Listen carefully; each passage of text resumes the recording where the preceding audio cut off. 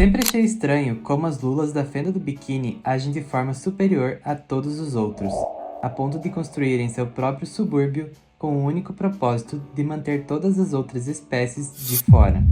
Mas é tudo falso. O acre dos tentáculos parece ótimo, mas todos lá parecem viver um estilo de vida semelhante ao do lula molusco, o que implica que a maioria, se não todos, tem a mesma renda de um caixa de fast food. Além disso, vemos no mundo de Bob Esponja que a classe alta, os políticos e a maioria da população são compostos principalmente por peixes, com as lulas tendo muito menos poder na sociedade subaquática do que seu comportamento nos faria acreditar.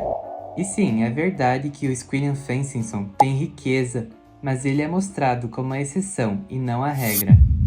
Essa atitude ruim pareceu surgir do nada, o que não fazia sentido para mim.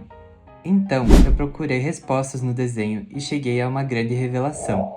O lula molusco e o resto de sua espécie são descendentes dos atlanteanos, o que significa que eles já fizeram parte do maior império e do mais poderoso império do oceano. Comecemos pelo fato óbvio. O lula molusco não é uma lula.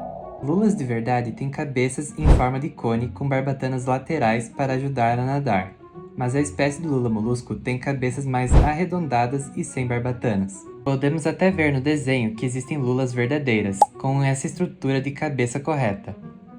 Isso poderia significar que o lula molusco é, na verdade, um polvo. Afinal, quando ele é retratado de forma mais realista, ele assume características mais próximas de um polvo. Mas, no estilo normal do desenho, vemos como os polvos realmente se parecem no mundo de Bob Esponja. Eles têm 8 braços, não têm nariz e não possuem nenhuma postura humanizada como a de lula molusco. E, mais importante, no estilo normal, o lula molusco tem tentáculos.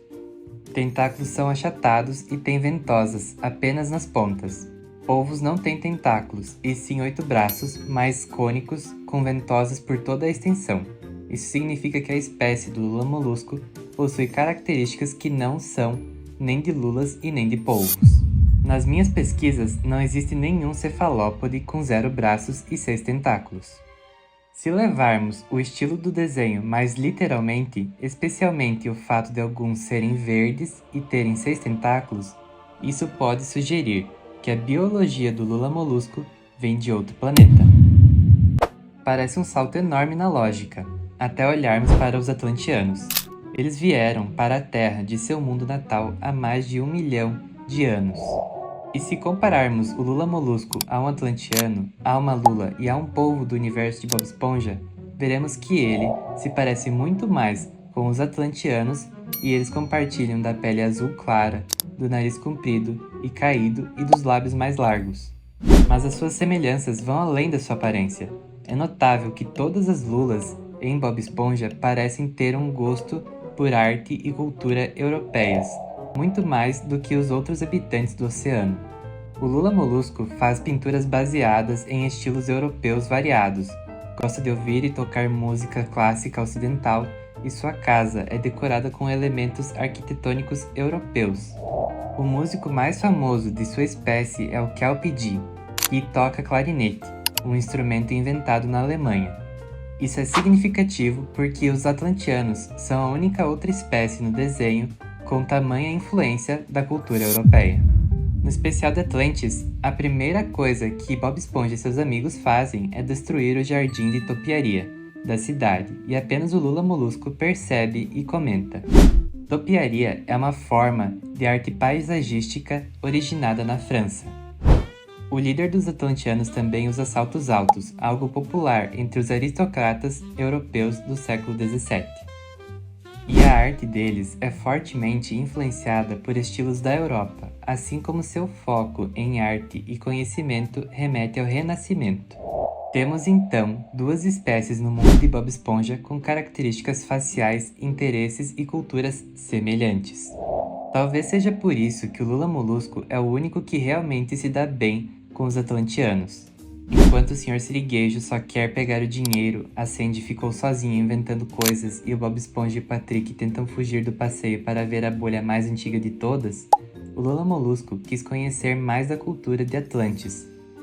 Isso o levou a interagir com os outros atlantianos e até participar de uma sessão de pintura coletiva, trazendo um novo quadro consigo.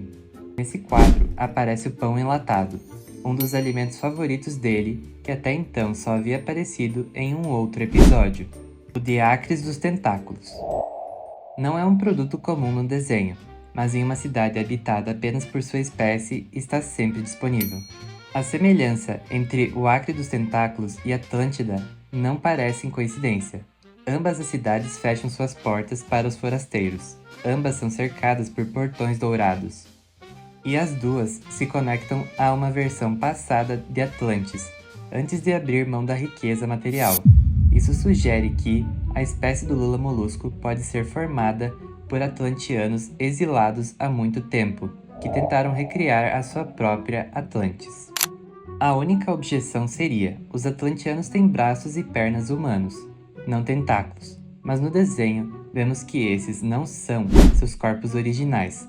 Seus cérebros estão em recipientes e seus corpos parecem robóticos, com correntes de aço como os braços e picos metálicos nas caudas. Eles ainda comem e têm órgãos, mas basicamente pilotam corpos artificiais. Se já alteraram os seus corpos com tecnologias e modificações religiosas, como pintar os cabelos de laranja para imitar Netuno, o deus do mar, não seria impossível que tenham mudado seus corpos para se parecer com os deuses que veneravam. No universo de Bob Esponja, a mitologia greco-romana é real. Existe Netuno, deus do mar, e há menções a Apolo, deus do sol e da música. Existem até monstros mitológicos, como o Ciclope que Bob Esponja e Patrick encontraram.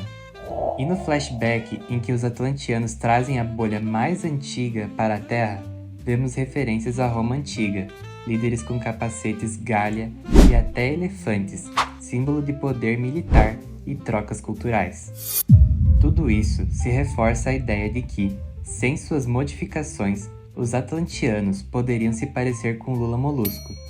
Isso explicaria também por que os ancestrais dele rejeitaram a bolha mais antiga e foram exilados. Eles perderam suas modificações e viveram em formas naturais, preservando apenas o sentimento de superioridade. Tentaram então construir sua própria Atlantis, mas sem os avanços reais da original.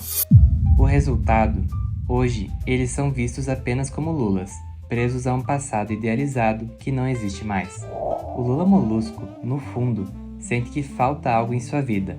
Só em Atlantis que ele conseguiu verdadeiramente se sentir em sua casa. Porém, quando Bob Esponja e Patrick estouraram a relíquia mais importante da cidade, a cidade fechou suas portas novamente para sempre. E isso selou o destino.